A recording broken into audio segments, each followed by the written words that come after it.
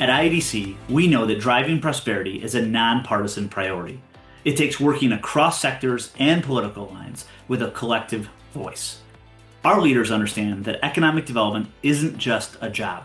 It's a mission to build stronger communities.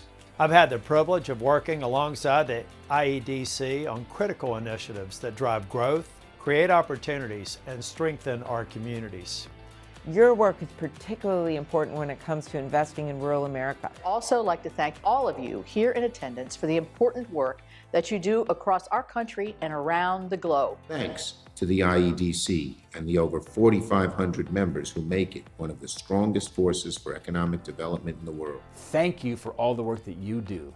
As economic developers, you are the backbone of your communities, ensuring that policies reflect the needs and values of the people you serve. IEDC is proud to stand with our members and elected officials to make sure that every place has a path to thrive.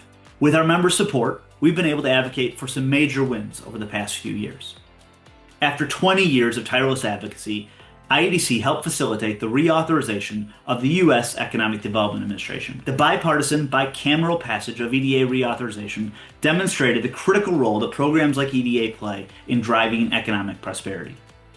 IEDC also was a tireless advocate for disaster recovery funding for communities impacted by disasters in 2023 and 2024. The American Relief Act of 2025 allocated $1.5 billion to the U.S. Economic Development Administration to assist communities that have been hit by those disasters, including hurricanes, floods, and the wildfires, among many others. This funding was a top priority for IEDC, and most importantly, for the communities impacted by disasters. The passage of the 2025 tax bill also included two key provisions important to economic developers. The bill preserved the federal tax exemption for municipal bonds, including qualified private activity bonds. It also expanded the eligibility of exempt facility bonds to include new categories, such as spaceports, opening new avenues for innovation and infrastructure financing. In addition, the bill made the New Markets Tax Credits program permanent, ending years of uncertainty caused by the previous short-term reauthorizations.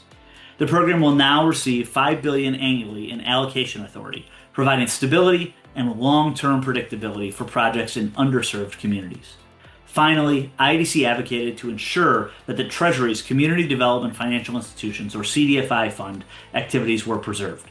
Earlier this year, the Treasury confirmed that all 11 CDFI fund programs, including grant programs and certifications, are statutorily required and will continue to operate.